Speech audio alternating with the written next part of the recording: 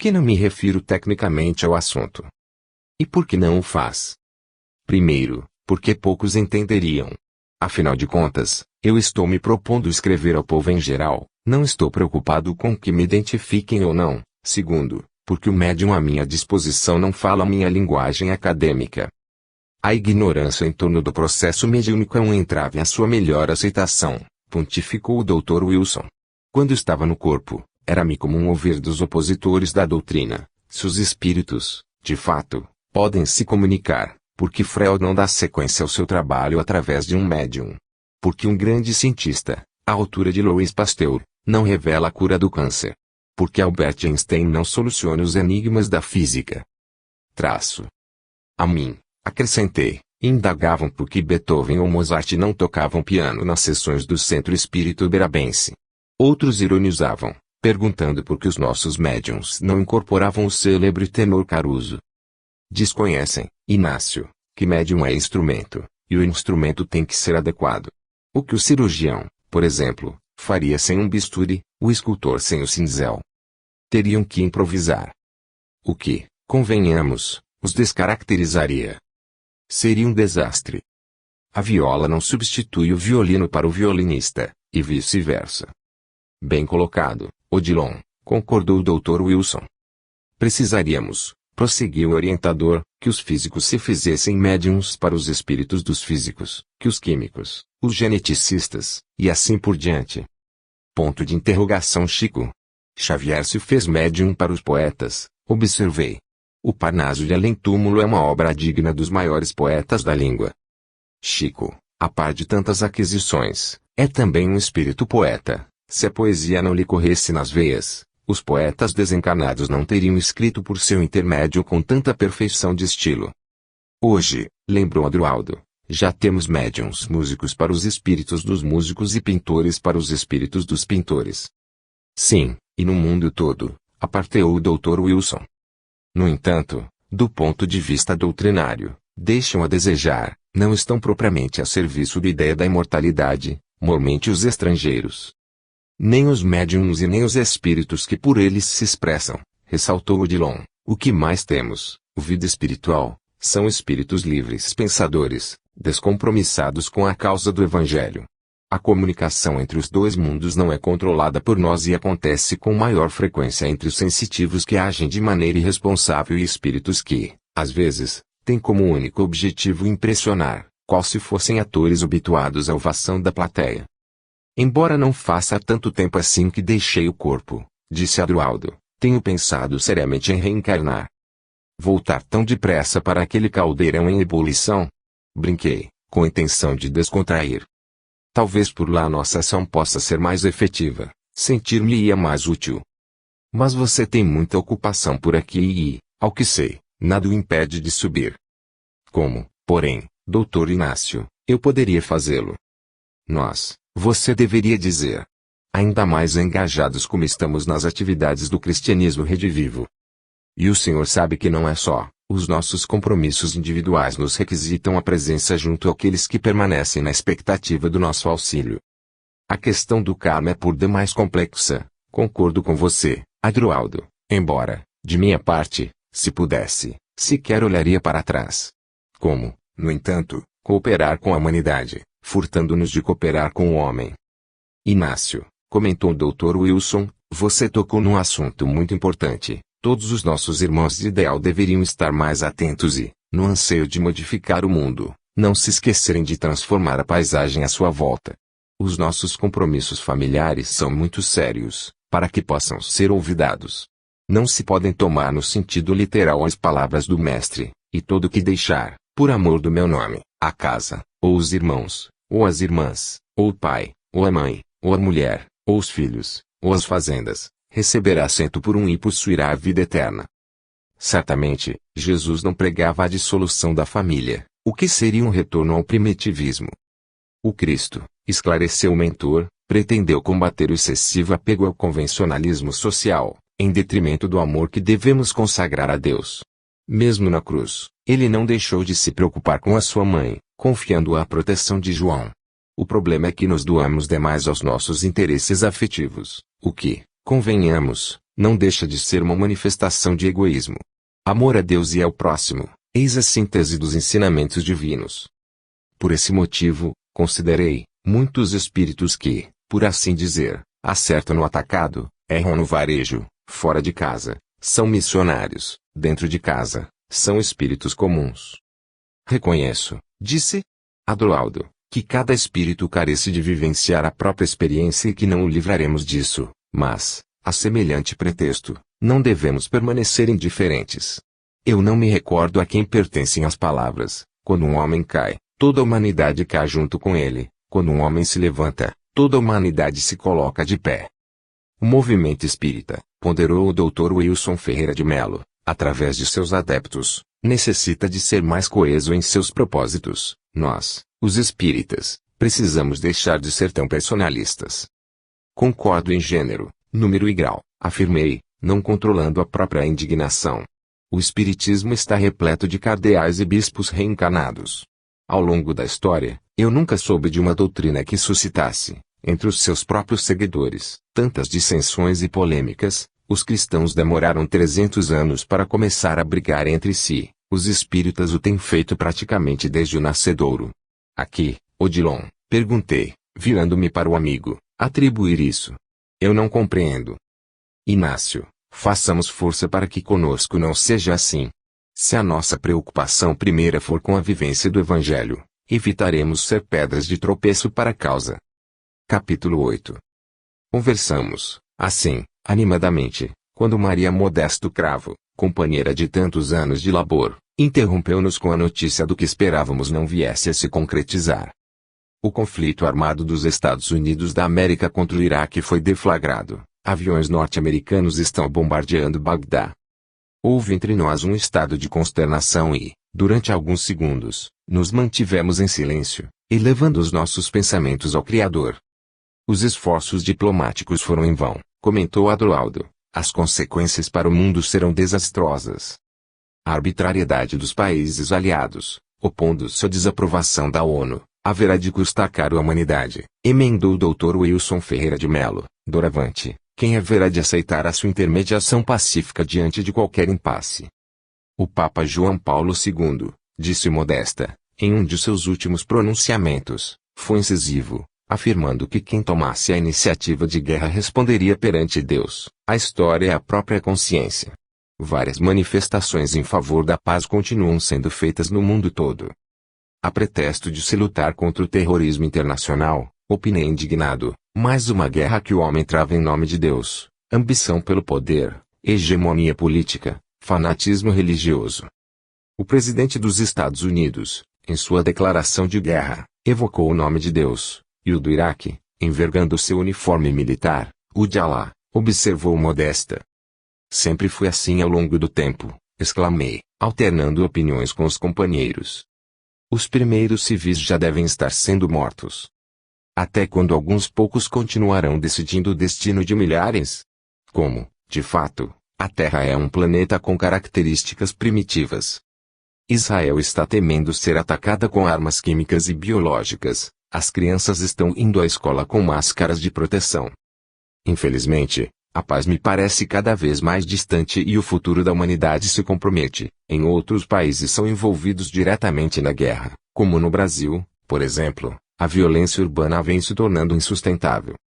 A falta de fé vem acentuando a insanidade mental das criaturas. O homem sem a perspectiva espiritual que o Espiritismo nos enseja, não se sente motivado a cuidar de si, a cultivar-se interiormente. Para onde estamos indo? Questionei. Se o conflito se generalizar, teremos dificuldades deste outro lado. A guerra influencia o psiquismo dos espíritos maldosos, que, então, se sentem incentivados à balbúrdia. Chegamos a um ponto, veja como são as coisas, que, agora, precisamos torcer para que o conflito se resolva o mais rápido possível. O que, em outras palavras, Modesta, significa que os mais poderosos militarmente se imponham depressa, visto que, quanto mais a guerra se arrastar, maior o risco de envolvimento de outras potências. Da China, da Coreia do Norte, e, principalmente, de outros países do mundo árabe. Se os muçulmanos decidirem se unir será o caos. Enfatizei. Neste momento, Manuel Roberto, que havia saído por instantes da sala, voltou com a informação.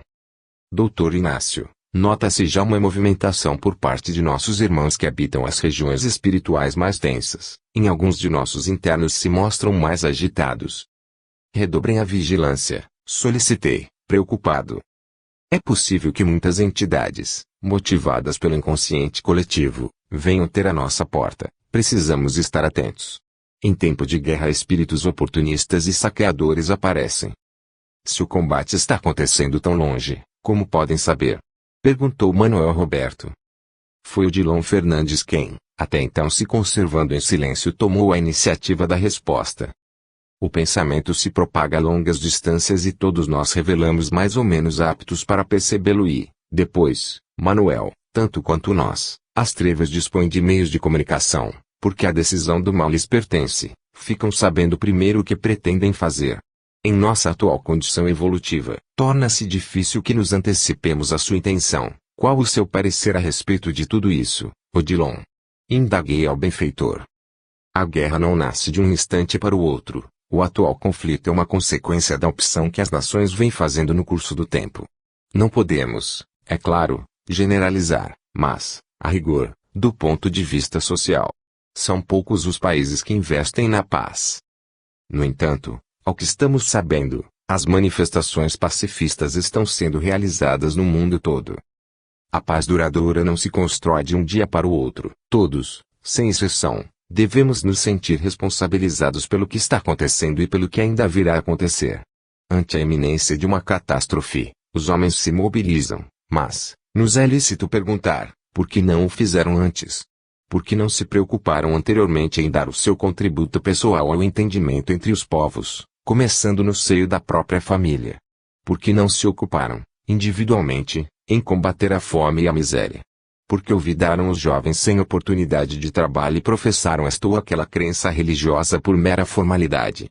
Porque a corrupção, o enriquecimento ilícito, a grande violência da guerra é o somatório das diminutas violências sociais praticadas no cotidiano. O vulcão não erupciona de improviso. Uma doença grave que se instale, quase sempre, é consequência de inúmeros desregramentos cometidos. Promovendo ligeira pausa, ante a atenção que lhe dedicávamos à palavra, Odilon prosseguiu. Milhares, sim, querem a paz, outros milhares, no entanto, querem a guerra, na esperança de auferirem algum proveito pessoal, por desencargo de consciência, participam de passeatas e estendem faixas com frases de efeito, mas carregam o conflito dentro de si e não hesitam, por exemplo, em depredar o patrimônio público ou, a pretexto de justiça, saquear lojas e residências, farmácias e supermercados, sem a menor noção de respeito à propriedade alheia. Pelo que você expõe, sinceramente, eu não sei até onde o homem tem real interesse pela paz. Inácio, os que realmente se interessam pela paz não trabalham por ela apenas em tempos de guerra. Os que se empenham na construção do mundo melhor começam por reformar a si mesmos, tomando a Jesus Cristo como divino modelo. Muitos chefes de Estado evocam o nome de Deus evasivamente. O Deus dos cristãos é o mesmo dos muçulmanos, quanto o dos israelenses o é dos palestinos. Os textos evangélicos não se reservam para serem citados na tribuna dos parlamentos, mas, sim, para serem postos em prática por aqueles que são chamados à responsabilidade de exercerem qualquer cargo de liderança na vida social. Dá-me a impressão de que a humanidade teme o Cristo, ao invés de amá-lo. Amamos o Cristo, com o qual nos identificamos por sua vida de lutas e dores, mas tememos a reação dele diante dessas mesmas dores e lutas, ou seja, sua renúncia e desprendimento, seu perdão e seu amor. Admiramos a poesia do Evangelho, sua beleza ímpar é a transcendência de seus ensinos, mas também, de fato, temos receio de abraçá-lo, porque quem se dispõe a abraçar o Evangelho concorda em se doar a ele em definitivo, e entregar-se a Jesus significa tomar a iniciativa de ceder, de promover a solidariedade, de não fugir do testemunho, de trabalhar pela felicidade do próximo. Falamos em Deus com maior frequência do que falamos em Jesus, porque concordamos que Deus é mesmo inacessível às nossas pretensões, ao passo que o Mestre é o exemplo imediato a ser seguido. Odilon, comentou o Dr. Wilson, a sua observação é interessantíssima, eu sempre tive isso em mente, só que jamais o havia expressado em palavras. O Cristo não se trata apenas de uma divergência religiosa entre as criaturas, alguns aceitando-o como o Messias e outros tão somente na condição de maior dos profetas. A humanidade do Senhor nos apavora. O fato de ele ter nascido em berço pobre, ter vivido como um homem comum e por fim, ter sido morto na cruz, traçando o roteiro de nossa ascensão espiritual, nos induz a aceitá-lo, na condição de Mestre e Senhor, até um certo limite. Quem, afinal, estaria disposto a viver sem uma pedra onde reclinar a cabeça? Quem aceitaria passar pelo mundo, despojado de interesses e ambições, sem carregar sequer uma moeda nas dobras de suas vestes? Quem ofereceria outra face para ser esbofeteado e faria concessão ao inimigo? Quem seria capaz de amar, ao ponto de se imolar pela felicidade alheia? Rematando suas considerações, o instrutor aduziu com perspicácia. Os que defendem a ideia de que Jesus não tenha vindo em corpo de carne pretendem, inconscientemente, fugir ao dever de fazer o mesmo que ele fez, ou seja, vivenciar o que ele nos demonstrou ser possível ao homem que vive em idênticas condições. Querem tornar o seu exemplo inacessível à humanidade, para que o homem não se sinta na obrigação de empreender tamanha mudança. Capítulo 9. Despedimo-nos. O Dr. Wilson e nosso amigo Dr. Adroaldo tinham muito a fazer. Enquanto ambos se retiravam, prometendo estar novamente conosco assim que possível, Manuel Roberto os acompanhava e Odilon e Modesta, a meu convite, subiam comigo a uma das torres de vigilância do hospital, com a finalidade de observarmos a movimentação das entidades que perambulavam nas vizinhanças. Talvez os nossos companheiros no corpo estranhem, mas o fato é que nem todos os espíritos que nos rondam a instituição se revelam em condições de serem amparados por nós, sendo que muitos simplesmente recusam a se internar em um nosocômio de orientação espírita. O preconceito e o fanatismo, como tantas outras mazelas do ser humano, igualmente sobrevivem à morte e prosseguem entravando o progresso. Por outro lado, é provável que muitos irmãos encarnados entendam ao que estamos nos referindo, visto que nem sempre lhes é dado, em seus núcleos de trabalho, socorrerem a todos os necessitados conforme nos solicita a caridade cristã. O estômago reclama o pão de imediato, todavia o mesmo não acontece com os que se revelam necessitados da luz. Se o homem atendesse às suas carências espirituais com a prontidão que atende às do corpo, tudo seria diferente.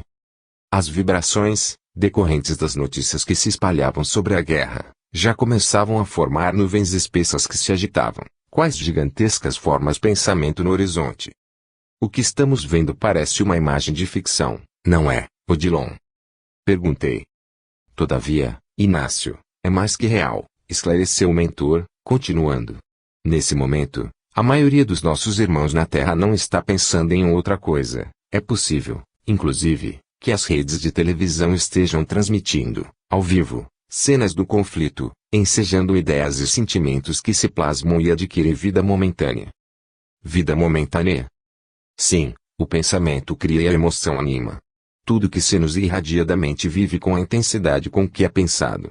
Essas nuvens mentais que se adensam sem forma definida, assemelham-se a entidades que passam a requisitar alimento condizente com sua própria natureza. Não sei se estou conseguindo me expressar com clareza. Por favor, continue, solicitei. Todo processo obsessivo nutre a si mesmo e não se extingue enquanto um dos envolvidos não se recusa a dar-lhes alimento. Como uma tumoração maligna que, para se sustentar, aniquila o organismo, consumindo-lhe a vitalidade. A comparação é justa. Essas formas pensamento suscitam nas mentes incautas, encarnadas e desencarnadas, outras formas pensamento, estabelecendo um verdadeiro circuito de forças negativas que se mantêm umas às outras. Os espíritos influenciam os homens na mesma proporção em que os homens influenciam os espíritos. Uma ideia infeliz é como se fosse uma semente de treva, encontrando terreno propício à sua germinação, termina por se multiplicar. Então, a obsessão, na maioria das vezes, é facilitada, comentou Modesta. Os obsessores insistem e os obsediados facilitam. A brecha pela qual a tentação se insinua, a rigor, não é provocada por ela. O morador descuidado de uma casa, que deixa portas e janelas abertas, formula um convite ao salteador, que em outras circunstâncias, talvez não pretendesse assaltá-la. Nas nuvens que observamos ao longe, ensaiando de estender as maiores distâncias, sinistras explosões se verificavam e, qual se fosse trovões ribombando, aterradores lamentos ecoavam no ar. Os gritos de dor das vítimas inocentes da guerra já se misturam aos anseios de quantos temem que ela se propague pelo mundo, explicou Odilon. E também as motivações dos que estão incentivando e promovendo, não? Questionou Modesta. Sem dúvida, a guerra é igualmente uma peleja de titãs invisíveis em pleno espaço. Dezenas de espíritos que podíamos ver da torre de vigilância do hospital encolhiam-se, temerosos, sem entenderem o fenômeno em todas as suas causas e consequências. Muitos corriam à procura de abrigo, fazendo lembrar os habitantes de uma cidade na iminência de um bombardeio aéreo. Outros, no entanto, erguiam o punho e blasfemavam aos céus, dando-nos a impressão de que se sentiam felizes.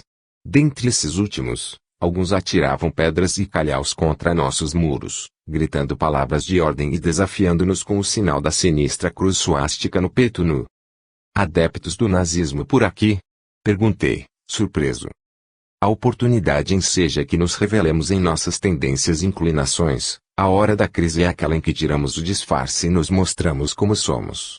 Os espíritos não se desfazem com tanta facilidade assim de antigas ideias e concepções que lhes enquistaram na mente. A filosofia racial em que o nazismo se inspirou, levando o mundo a uma catástrofe, com muitos adeptos. Somos nós mesmos que criamos os monstros que nos devoram. Correto, Inácio, é que nos mantém cativos por séculos. Passado mais de meio século, o nazismo, tanto entre os homens quanto entre os espíritos, é uma realidade da qual não nos livraremos tão cedo. As trevas não desistem facilmente de seus instintos, se as circunstâncias o favorecerem. A brasa que não se apagou sob as cinzas reavivará as chamas da fogueira. Nenhuma guerra, os soldados não se limitam a combater, colocando, então, de lado as execuções à regra, saqueiam e cometem atos de crueldade que extrapolam as suas funções militares. Quase todos somos assim. É uma lástima semelhante constatação, exclamei. Por esse motivo, a necessidade de constante vigilância, pois, às vezes, não nos igualamos aos fora da lei, por falta de oportunidade. Em estado de visível demência, as entidades que conseguiam nos avistar prosseguiam nos ameaçando, certamente na expectativa de que a guerra ganhasse maiores proporções e as favorecesse. Os seus muros vão cair, gritavam. Receberemos reforço e invadiremos. Fujam enquanto é tempo. A terra é propriedade nossa, não nos creiam derrotados. Hitler nos reconduzirá à vitória. O curioso, Odilon, comentei, é que esses espíritos não participaram diretamente da Segunda Grande Guerra Mundial e sequer viveram na Alemanha. É para que vejamos como o mal se propaga e como nos identificamos por fora com aquilo que trazemos por dentro. O nazismo foi e continua sendo muito mais que uma atividade política, sob a inspiração de uma filosofia materialista. Pretendia-se mais do que, por exemplo, simplesmente eliminar os judeus. O que Hitler e seus sequazes tensionavam era espalhar o terror e exterminar a ideia de Deus. A suástica qual a cruz do cristianismo com as extremidades retorcidas, voltadas para si, transformada em símbolo do egocentrismo. A cruz em que Jesus pereceu, através de sua trave horizontal, abraça a toda a humanidade e, da vertical, une a terra aos céus. A suástica é a deformação dos ideais do evangelho e, investindo contra os judeus, a pretexto de impor uma raça ariana pura, Hitler, instrumento passivo do mal, que representava, quis expurgar por completo da face da terra o povo de o Senhor descendia, para que não restasse dele no mundo qualquer traço de sua presença. Tem-se a impressão de que os alemães eram a reencarnação dos filisteus, que Davi derrotou ao abater o gigante Golias, que escarnecera de sua complexão franzina e de seus cabelos ruivos. A luta dos séculos e séculos atrás, então, se repetiu? Indagou Modesta, que nos seguia, atenta ao diálogo. Sim e, de certa forma, está se repetindo na atualidade. O cristianismo se expandiu, mas os cristãos ainda não se entendem. Os filisteus se converteram, no entanto a disputa pelo poder continua. Os pretextos alegados são outros, as intenções são as mesmas, no fundo, o que se guerreia é a ideia que Jesus veio implantar entre os homens. Quer dizer que aqueles espíritos não progrediram? Tornou a companheira do instrutor. Ninguém se isenta às leis da evolução. É claro que, embora lentamente, tais espíritos avançaram, todavia são poucos os que lograram romper com o ciclo vicioso das experiências que, desde então, vem vivenciando. Ao contrário do que se imagina, não há quem, de um século para outro, se modifique tanto assim, ou seja, o espírito pode ser comparado a uma região árida que, um dia, se tornará fecunda, como poderíamos dizer que, um dia, o Saara será um jardim. Raros são os que verdadeiramente despertam e, Depois, não voltam a adormecer. As aquisições do espírito consomem mais tempo que as do corpo físico. Se até hoje o organismo humano se encontra em fase de elaboração do ponto de vista genético, estamos mais próximos do que éramos primitivamente do que deveremos ser no futuro. O que dizer do espírito, dono de infinitas possibilidades de expansão? Talvez seja por isso, considerei, que muitos contestam a autenticidade da reencarnação, afirmando que os espíritos sempre são outros e não os mesmos. Alegam que, se os espíritos fossem os mesmos a reencarnar, desde épocas remotas, já era tempo de que se apresentassem mais aperfeiçoados. O problema é que a evolução moral é lenta e tem-se a impressão de que, inclusive, ela não acontece. A inteligência seria um patrimônio herdado, daí o progresso tecnológico. Capítulo 10. Inácio, é a interpretação materialista das coisas, explicou Odilon. Poucos são os espíritos que vêm se acrescentar à coletividade terrestre oriundos de outros orbes e os que foram guindados ao patamar da razão, depois de terem estagiado por milênios nas faixas primárias da evolução. Os espíritos que habitam presentemente o planeta estão ligados a ele desde os seus primórdios, ora na condição de encarnados, ora na de desencarnados. Milhares permanecem sonolentos, rodeando a sua psicosfera, sem que, às vezes, logrem reencarnar antes de um período de tempo que varia de 100 a 300 anos. E os que reencarnam sem real proveito. É o que, infelizmente, mais acontece. Espíritos que têm várias oportunidades consecutivas no corpo e não conseguem sair da vulgaridade, não pensam em si como essência, não buscam transcender, não se interessam, enfim, pelo que não diz respeito às suas necessidades de sobrevivência física. E por que a religião não consegue fazer nada por eles? Interrogou Modesta. Porque as religiões dominantes se apegam mais à letra do que ao seu espírito. Não nos esqueçamos de que, durante séculos, a Igreja proibia a interpretação do Evangelho, a concepção de que Jesus se imolou para nos salvar, como que nos eximia de todo e qualquer esforço de redenção pessoal. Eximia-nos e ainda nos exime. Sem dúvida, Modesta, prosseguiu Odilon, porque se contam aos milhares os que vivem à espera de uma transformação miraculosa. A ideia de um céu de fácil acesso custará muito a sair da cabeça dos que não aprenderam a pensar por si mesmos. Nesse sentido, a missão da doutrina espírita é extraordinária. Todavia as verdades que veicula não serão assimiladas por todos, mas apenas por aqueles que estiverem exatamente à procura das respostas que ela lhes oferece às indagações.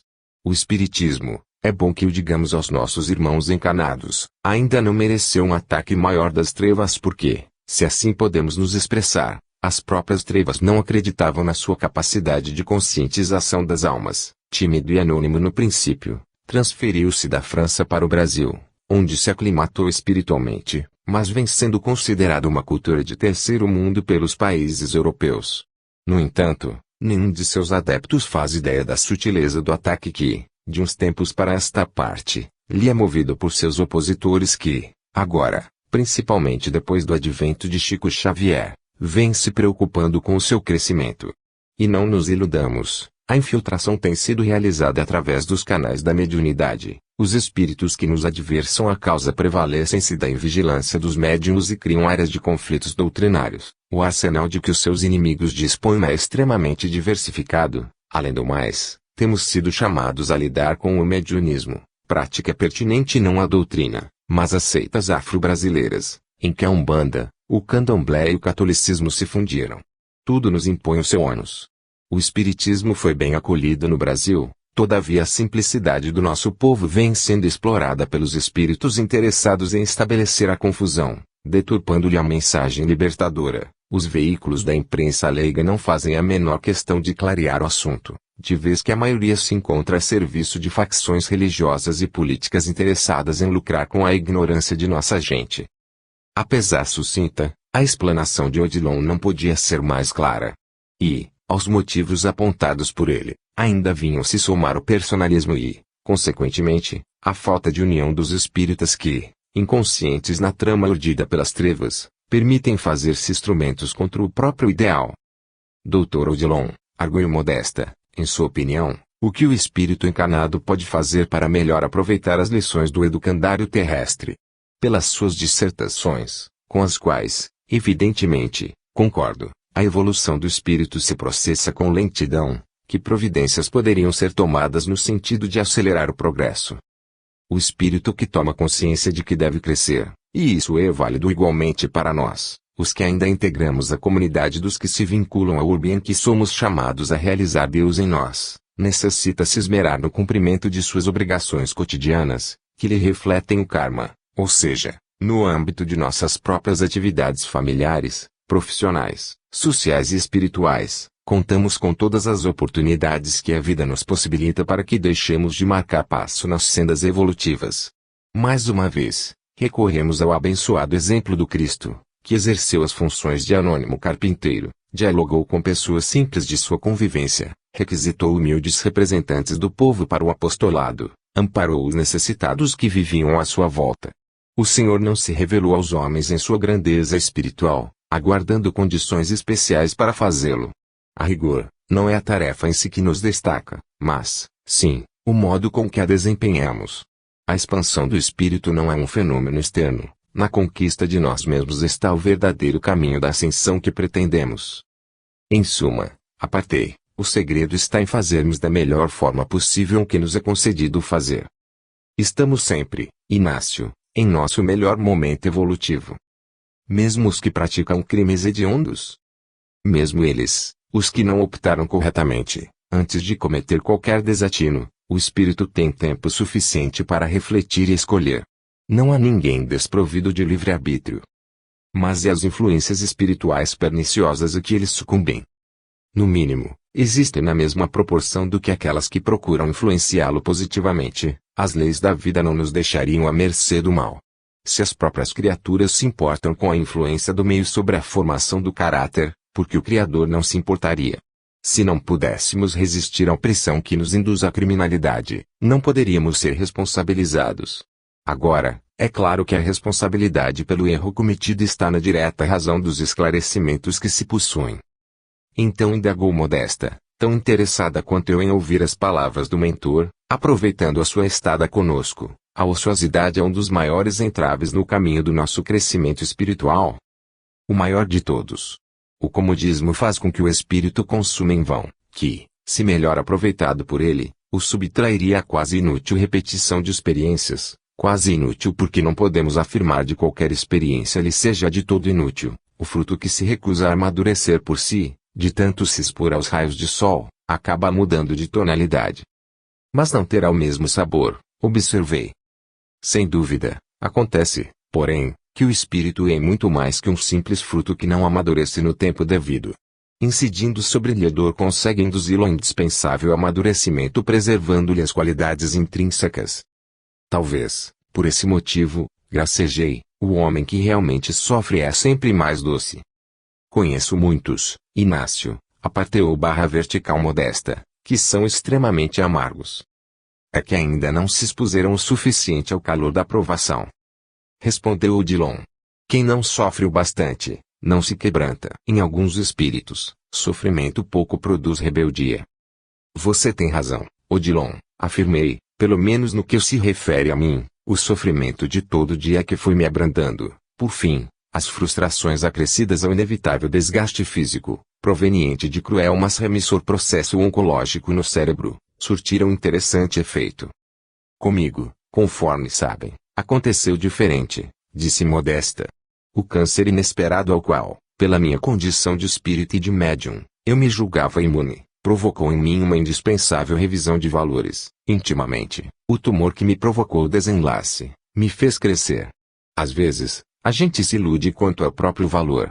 Cheguei à conclusão de que ser espírita e médium não me tornava um espírito diferente. Ser espírita não é um atestado de elevação espiritual, e muito menos médium, exclamei. De fato, o que importa é o espírito com as suas virtudes e aquisições. Graças a Deus, eu tive a oportunidade de viver no corpo por quase 90 anos. Aos poucos, fui acompanhando o meu declínio físico e intelectual.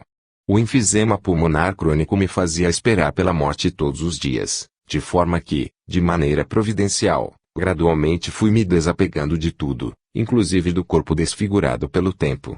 A cada manhã, quando me levantava e me olhava no espelho, aquela face descorada e olheiras profundas, eu pensava no Inácio que, àquela altura só existia nas fotografias antigas. A velhice é uma bênção. Quem tem a oportunidade de envelhecer e de se ver às voltas com muitos achaques e limitações deveria agradecer. Você não acha, Odilon? Capítulo 11. Certamente, Inácio, confirmou o amigo, quem morre sem ter tido oportunidade de pensar na morte, enfrenta embaraços deste outro lado. Todo homem deveria, sem morbidez e aflição, pelo menos uma vez por semana pensar na possibilidade de morrer, ou seja, de deixar o corpo de um instante para outro.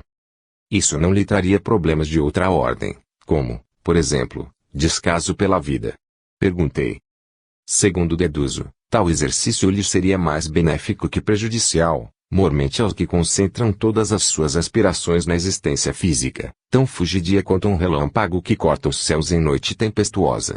Porque não admite, para si mesmo, a possibilidade de morrer, o homem mentalmente não se predispõe a viver com senso de eternidade. Quando a morte do corpo lhe sobrevém, o encontra completamente despreparado. É no corpo que o espírito se elabora. A experiência material é uma espécie de incubadora para o ser, mas que não funciona a contento para aqueles pintainhos espirituais que não tomam a iniciativa de quebrar a casca do ovo. Neste trecho de conversa, Manuel Roberto, que se dispusera a acompanhar o Dr. Wilson e o Dr. Adroaldo, regressava com a notícia de que alguns dos nossos internos se mostravam excessivamente agitados. É consequência da agitação lá de fora, que, por sua vez, é consequência do que os homens estão aprontando lá embaixo, comentei. Os nossos irmãos encarnados não se contentam em criar problemas só para si, não sabem que até as bombas que explodem emitem radiações que podem nos alcançar.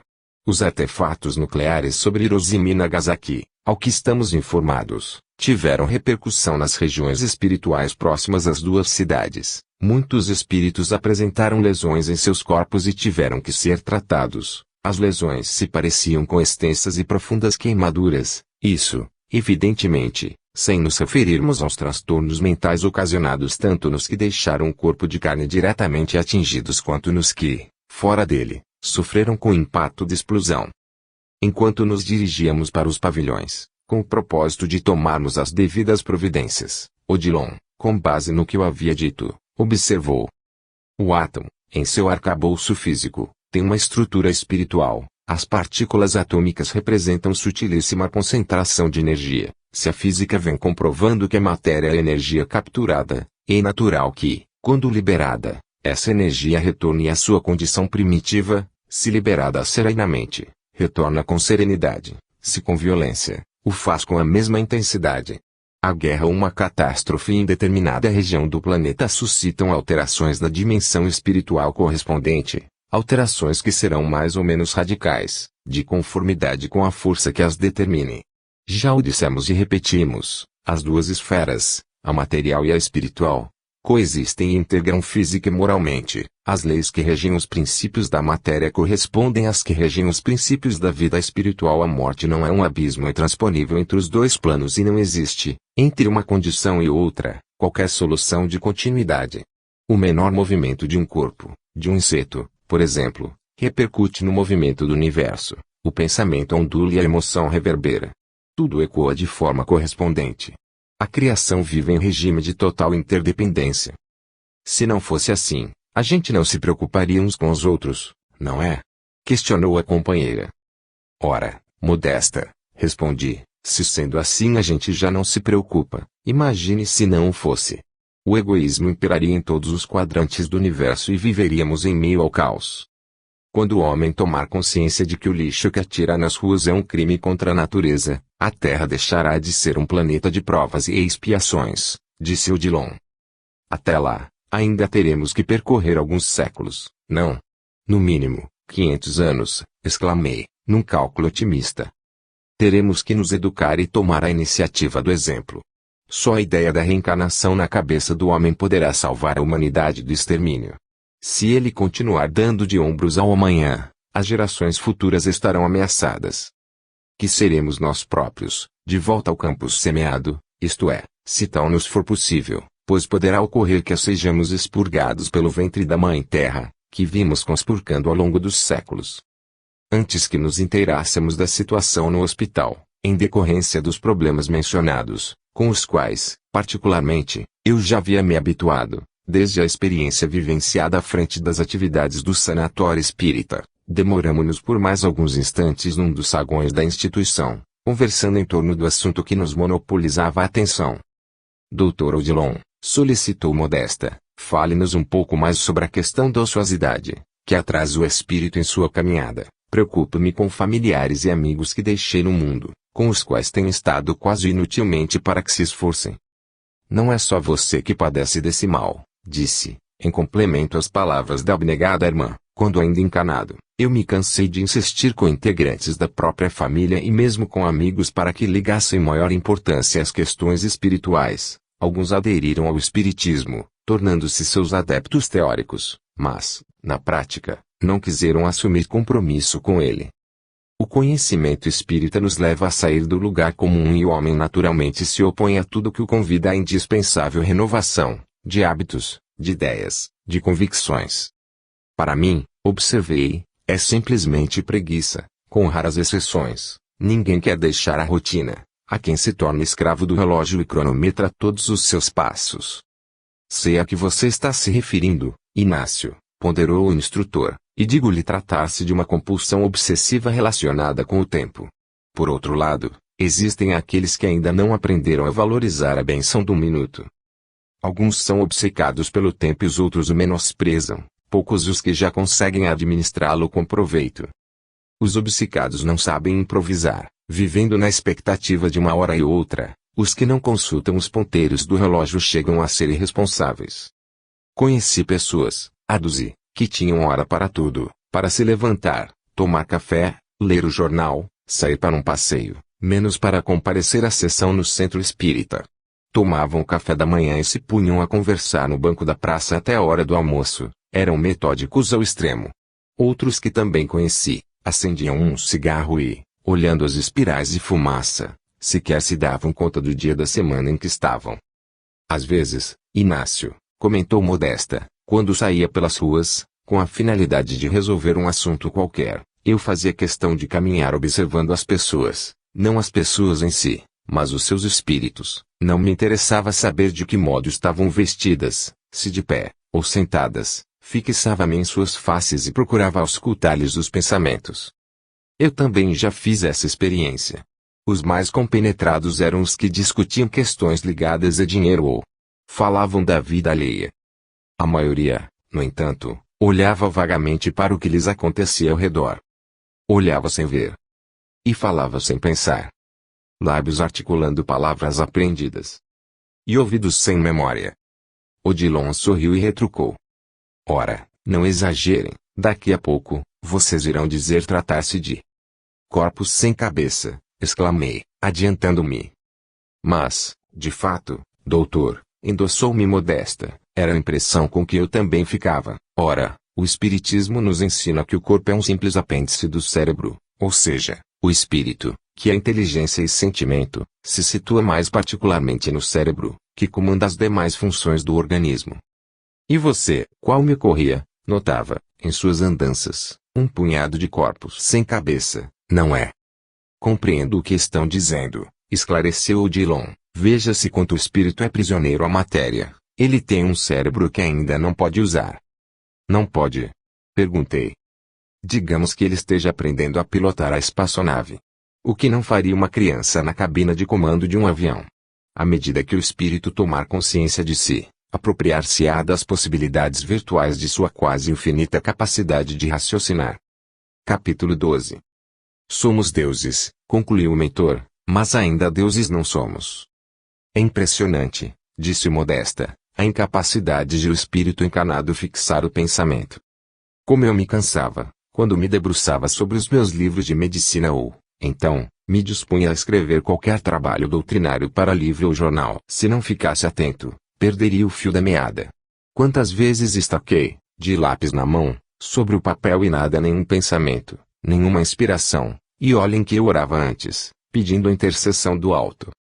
Em termos de sintonia, esclareceu Odilon, estamos longe de nos compararmos ao grande rio que se despeja no oceano, somos diminutos filetes d'água, que qualquer calhau que se lhes atire no leito é capaz de interromper-lhes o curso. Eis o problema básico da mediunidade. Para uma melhor recepção, O medianeiro necessita de exercitar-se em suas faculdades intelectuais, oferecendo o cérebro aos espíritos comunicantes. Todavia, ponderei, os espíritos comunicantes, por sua vez, igualmente precisam ter cérebro para os médiuns, não é? Sem dúvida, em mediunidade, espírito e médium agem por conjugação de esforços, um pode suprir a deficiência do outro, mas não suprimi-la. Voltando ao que lhes dizia, retomou Modesta a palavra, ao observar as pessoas nas ruas, muitas vezes eu as via como se fossem crisálidas no casulo carnal, em penoso e difícil processo de metamorfose. Então, ao mesmo tempo vendo-me refletida nelas, lamentava minha própria situação espiritual, que, a rigor, somente diferia do comum das pessoas devido ao conhecimento espírita que eu já possuía. O conhecimento espírita nos desentorpece as faculdades, exclamei. Se não fosse pelo espiritismo, eu teria sido um médico medíocre e, o que é pior, cheio de presunção. Por esta razão, considerou Odilon, devemos ser pacientes com os nossos irmãos que ainda dormem. A nossa obrigação é a de prosseguirmos cooperando para que despertem, e todos haverão de fazê-lo no momento que lhes seja justo. Ninguém imporá aos outros o seu modo de ver as coisas. O ângulo de visão com que enxergamos a vida é pertinente a cada um de nós. Eu fico pensando, meu amigo, naqueles nossos irmãos de ideal que, segundo parece, se especializaram em criticar o trabalho dos outros, se eles fizessem ideia de quanto, por exemplo, um médium tem que se esforçar para cumprir seu dever, seriam mais condescendentes. Alguns são tão impiedosos e intolerantes. Ignorantes, Inácio, ignorantes, corrige-o Odilon. Que seja, ignorantes, no entanto chegam a cometer um verdadeiro crime, visto que, não raro, inoculam o veneno do desânimo na alma de muita gente que se não estivesse lutando na doutrina, estaria completamente entregue à inércia. Infeliz daquele que servir de pedra de tropeço no caminho de alguém. E muitos o fazem por sentimento de inveja. Sinceramente, concordou Modesta, eu teria medo de ser médium na terra nos dias de hoje. Cumpramos, da melhor forma com o que nos cabe e estejamos mais atentos à voz da consciência, que a dos homens, pontificou o mentor. Ninguém é infalível no que faz ou no que fala. O problema, no entanto, doutor, conforme o senhor sabe, é que muitos que estão travando agora os seus primeiros contatos com o espiritismo, depois de séculos e séculos de descaminhos, se sentem decepcionar pelos que são espíritas há mais tempo, em se retraindo, quando haverão de novamente deles se aproximar. Às vezes, os espíritos que lhes querem bem pelejaram exaustivamente para colocá-los em contato com a doutrina, criaram situações que o favorecessem, mobilizando influências no mundo espiritual e esperando a época oportuna, assim como o agricultor espera pelo vicejar da semente lançada à terra. Para aparecer alguém e colocar tudo a perder, não é, Modesta? Eu não sei o que Odilon tem a dizer, mas, no que me compete, eu o mandaria aos favas. O espiritismo não tem dono e a mediunidade também não. Se, na condição de espírita, tivesse que prestar obediência a alguém, eu não seria espírita. Vocês me conhecem e, neste ponto, sou radical. O dia em que o espiritismo tiver chefes, ele estará perdido. Se as nossas instituições se transformassem em igrejas e o nosso movimento se hierarquizasse, até logo. Eu estaria me despedindo, não seria, de fato, uma grande perda, mas continuaria sendo espírita ao meu modo, em qualquer parte do mundo. Calma, Inácio. Isto não vai acontecer, falou o companheiro, desconcertando-me com o sorriso que lhe é peculiar. Realmente, não vai, pois seria o cúmulo, mas, se não permanecermos vigilantes, vivos e mortos, esse pessoal intelectualizado acabará com tudo, falsamente intelectualizado, diga-se de passagem. A gente tem que tomar cuidado, porque, senão, se tornam personalistas avessas, mas lá no sanatório mesmo eles tentaram se infiltrar em todas as formas.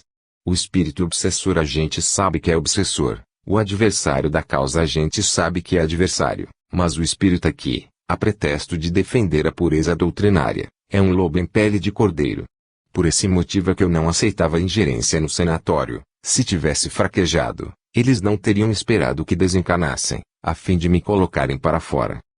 Apesar de não ligar para o que dizem, Inácio, às vezes eu me entristeço com o que, deste outro lado, ouço um ou outro companheiro comentar da terra sobre a minha atuação como espírita e como médico. Acusam-me de ter sido uma médium sem doutrina e uma espírita vaidosa, que estimava cuidar em excesso da própria aparência. Há, inclusive, quem faça insinuações maledicentes a meu respeito. Se esse pessoal tivesse sustentado a luta que sustentamos e recebesse as injúrias que recebemos do inimigo do espiritismo. Não se aborreça, Modesta, cada qual prestará contas à consciência e, como você sabe, mesmo que não queiramos, a morte nos induz à inevitável introspecção. A menor acusação que lancemos contra alguém nos permanece ecoando nos recônditos do ser e a razão, de fato, nunca está ao lado de quem critica com escusa intenção.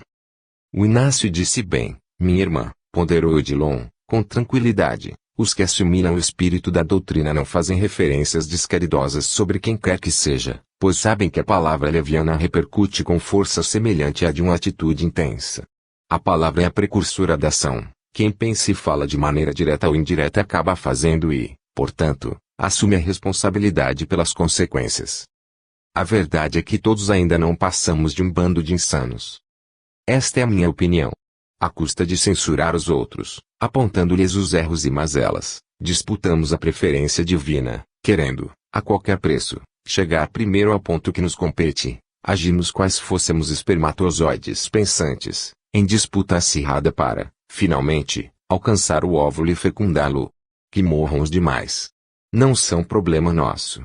Não procuramos, aos olhos de Deus, nos destacar pelo próprio valor, mas, sim, desmerecendo os concorrentes, somos filhos tão personalistas, que queremos o colo do pai só para nós. Mesmo que, para tanto, tenhamos que atentar contra o direito dos nossos irmãos. Odilon, sorrindo dos meus argumentos, considerou. Inácio, não se trata propriamente de insanidade, mas de paixão que ainda não virou amor. A paixão nos desequilibra temporariamente. Amamos tanto a Deus, mas não compreendemos o amor com que o amamos ou devemos amá-lo, pois que o amamos com um sentimento que é contrário ao verdadeiro amor, o de posse exclusivista. Disse-nos o Senhor, porque quem se exaltar será humilhado e quem se humilhar será exaltado. O nosso real interesse por Deus é mensurado pelo interesse que dispensamos ao próximo, pretendendo tirá-lo do nosso caminho, evitamos o degrau de ascensão, aos páramos que almejamos atingir.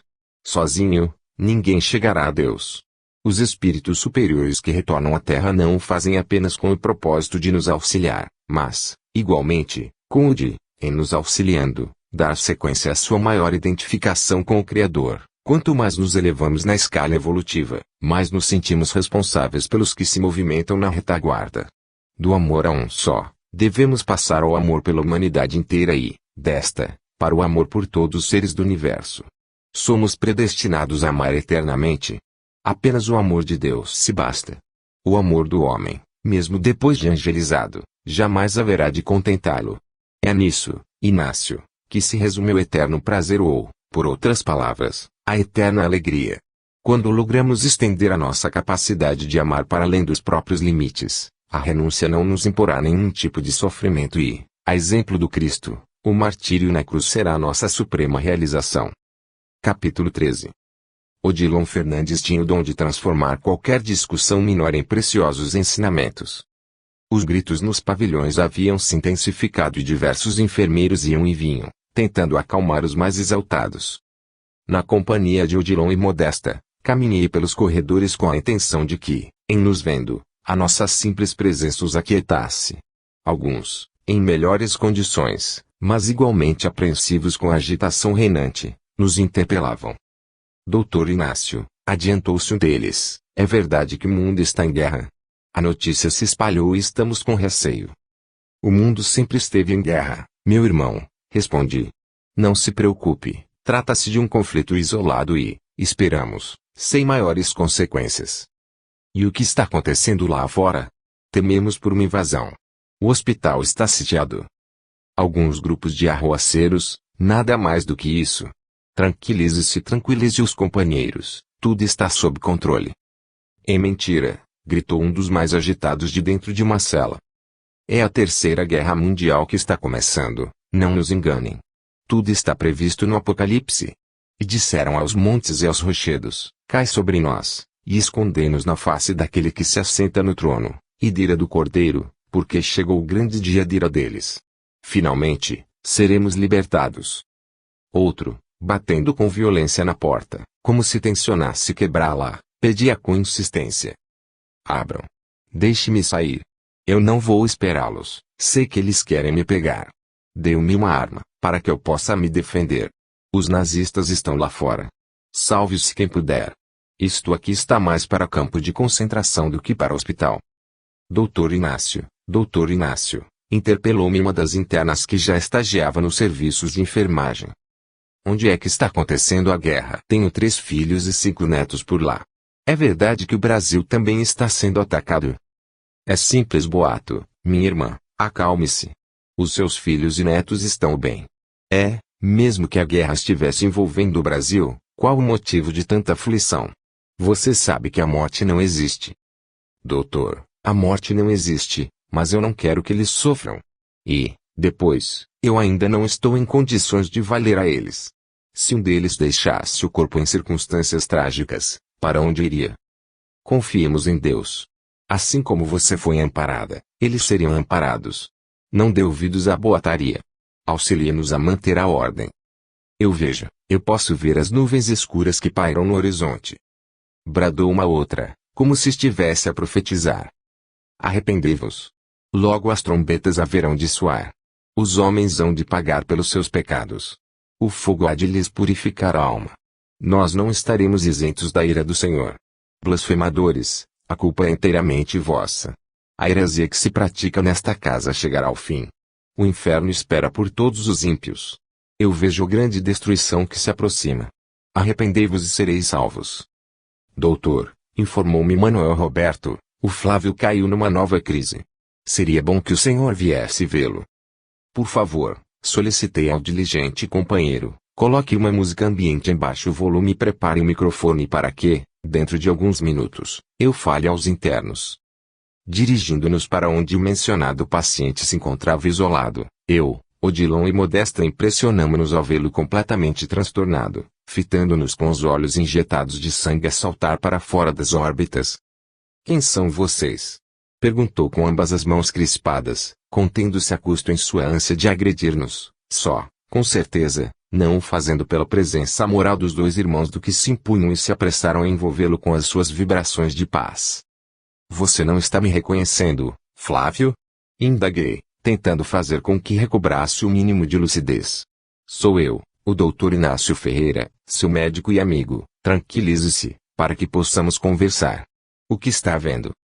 Essas vozes e visões é que me atormentam. Não suporto mais, tirem-me daqui. Eu preciso de sangue para viver, entenderam? Um vampiro, eis o que, de fato, sou. O sangue de vocês não me serve, eu preciso beber sangue de verdade. Soltem-me. Não adianta me prenderem. Deixem-me ir para a terra. Eu sou um vampiro, um vampiro. E assim dizendo, a se debater o serial killer foi tomando a aparência de um grande morcego, as faces se lhe transformaram por completo, as orelhas afilaram-se e cresceram, os braços cederam lugar a 2 robustas asas e os pés se converteram em estranhas garras. Nem nos filmes de ficção eu jamais presenciara algo parecido. Sentindo a gravidade do momento, Odilon adiantou-se um passo de nós, que jazíamos praticamente petrificados, e, erguendo as 2 mãos espalmadas, concentrou-se e vimos do centro de cada uma delas partir uma emissão de luz que, incidindo diretamente sobre os olhos da infeliz entidade que se metamorfoseara, fez com que desfalecesse de imediato, à semelhança de quem experimentasse os efeitos de um potente anestésico. Inácio, acomodemo-lo na cama, disse o benfeitor, tomando a iniciativa de erguer aquele corpo disforme do piso do quarto. Ele dormirá longamente e, aos poucos, retomará a forma humana. É lastimável, profundamente lastimável a condição em que se encontra. Se você me permitir, estimarei acompanhar este caso com você, sem, é lógico, nenhum propósito de intromissão no seu trabalho. Esteja à vontade, meu amigo, respondi. Tenho conversado com Flávio, procurando conscientizá-lo quanto à necessidade da reencarnação em condições que lhe possibilitem o reerguimento. Todavia, não me tem sido fácil convencê-lo. E, tanto quanto possível, não devemos forçá-lo. A sua aceitação de uma nova experiência no corpo é fator decisivo para o êxito do empreendimento. Precisamos fazer com que compreenda e colabore. Não vejo outro caminho, a não ser a sua volta ao corpo em situação de precariedade física, o que ele reluta em aceitar, Flávio é muito inteligente, mas não consegue dominar-se. Os seus compromissos kármicos foram se avolumando. Não nos seria lícito, no entanto, constrangê-lo. Melhor que ele concorde com as nossas sugestões e, mentalmente, não oponha resistência. E, depois,